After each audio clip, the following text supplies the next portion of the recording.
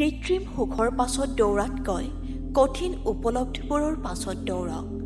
বহু কথা শিকিব পাৰিব। মই সুন্দৰ নহয়, কিন্তু মই মোৰ হাত দুখন তেওঁলৈ আগবঢ়াই দিব পাৰোঁ যাক মোৰ সহায়ৰ প্ৰয়োজন। কাৰণ সুন্দৰতাৰ প্ৰয়োজন হৃদয়ত থাকে, চেহেৰাত নহয়। অকলশৰে আগবাঢ়িবলৈ শিকি লওক, কিয়নো আজি যিবোৰ মানুহ আপোনাৰ জীৱনত আছে কাইলৈ নাথাকিবও পাৰে। আপুনি নিজৰ লক্ষ্যত উপনীত হ'বলৈ হ'লে নিজৰ সপোনবোৰক সন্মান কৰিবলৈ জানিব লাগিব। সৰু লক্ষ্য একোটা অপৰাধৰ দৰে, গতিকে লক্ষ্য সদায় মহান হোৱা উচিত।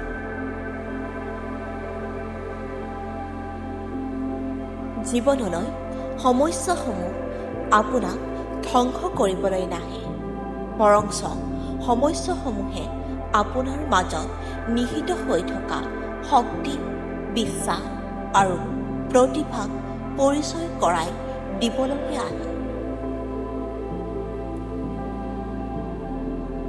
আপোনাৰ জীৱনক সলনি কৰিবলৈ হ'লে ভাবি থকাতকৈ কাম কৰিবলৈ আৰম্ভ কৰি দিয়ক।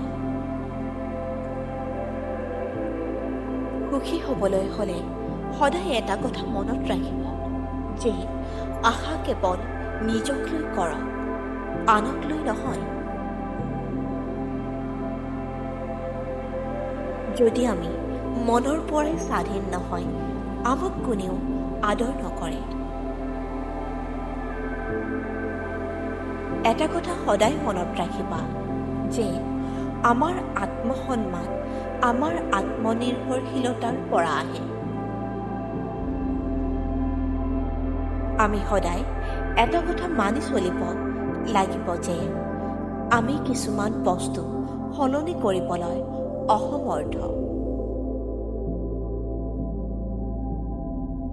সপোন সফল হোৱাৰ আগত আমি এনে এটা সপোন দেখিব লাগিব যিটোক আমি বাস্তৱায়িত কৰিবলৈ যুঁজিব পাৰোঁ।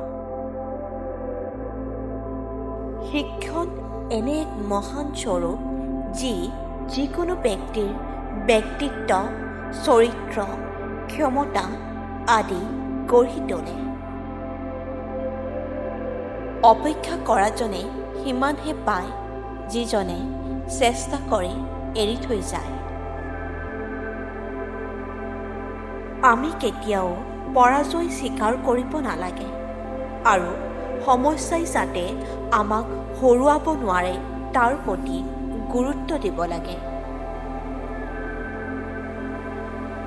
আহক আমি পৰিশ্ৰম কৰোঁ যাতে অনাগত দিনবোৰ আমাৰ সন্তানৰ বাবে সুচল হৈ পৰে।